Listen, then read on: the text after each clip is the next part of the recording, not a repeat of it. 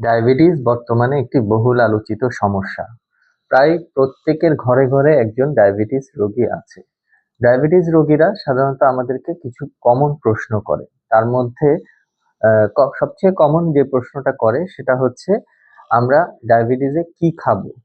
সাধারণত আমরা রোগীদের বলে থাকি যে আপনারা ব্যালেন্স একটা ডায়েট খাবেন। অর্থাৎ খাবারের মধ্যে আপনার 60% কার্বোহাইড্রেট থাকতে হবে, 20% প্রোটিন এবং 20 থেকে 25% ফ্যাট থাকতে হবে। এখন কার্বোহাইড্রেটের মধ্যে আমরা কি জিনিসগুলো পেশেন্টকে খেতে বলি? আমরা সাধারণত আনরিফাইন্ড কার্বোহাইড্রেটের কথা বলে থাকি। যেমন হচ্ছে পেশেন্টকে আমরা বলি ব্রাউন রাইসের কথা বলি। তারপর হচ্ছে পেশেন্টকে আমরা লাল রুটি খেতে বলি এবং ফাইবারযুক্ত খাবার খেতে বলি, যেটাতে স্টার্চ সমৃদ্ধ খাবার, সেগুলো আমরা খেতে বলি। সাথে আমরা পেশেন্টকে বলি যে পর্যাপ্ত পরিমাণে মাছ মাংস খেতে হবে। অর্থাৎ যে ২ টা প্রধান মিল আছে, লাঞ্চ এবং ডিনার, সেখানে যাতে মাছ অথবা মাংস থাকে। সাথে পেশেন্টকে আমরা একটা ডিম খেতে বলি, ১ কাপ দুধ খেতে বলি প্রতিদিন।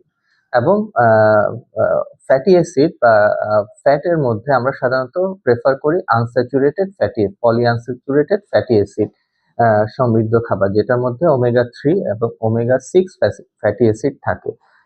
ওমেগা-3 এবং ওমেগা-6 ফ্যাটি অ্যাসিডের সোর্সগুলোর মধ্যে আছে সামুদ্রিক মাছ, তারপর হচ্ছে ভেজিটেবল অয়েল এবং চীনা বাদাম এবং অন্যান্য বাদাম, বীজ জাতীয় খাবারের মধ্যে এই ওমেগা-3 এবং ওমেগা-6 ফ্যাটি অ্যাসিড রয়েছে।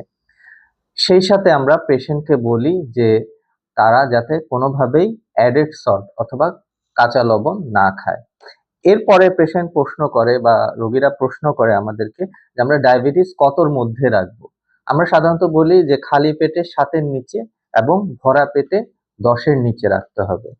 এরপর প্রশ্ন করে যে আমাদের ডায়াবেটিস কয়বার পরীক্ষা করতে হবে? আমরা সাধারণত বলে থাকি ডায়াবেটিস যদি মোটামুটি ওয়েল কন্ট্রোল থাকে সেক্ষেত্রে সপ্তাহে আমরা ২ বার করতে বলি। যেমন হচ্ছে ফাস্টিং এ ১ বার করবে, 2 আওয়ার্স খাবারের পর আরেকবার করবে। সপ্তাহে এবার ২ বার থেকে ৩ বার আমরা সাধারণত টেস্ট করতে বলি। এরপর প্রশ্ন করে যে আমাদের অন্যান্য লাইফস্টাইল কেমন হবে?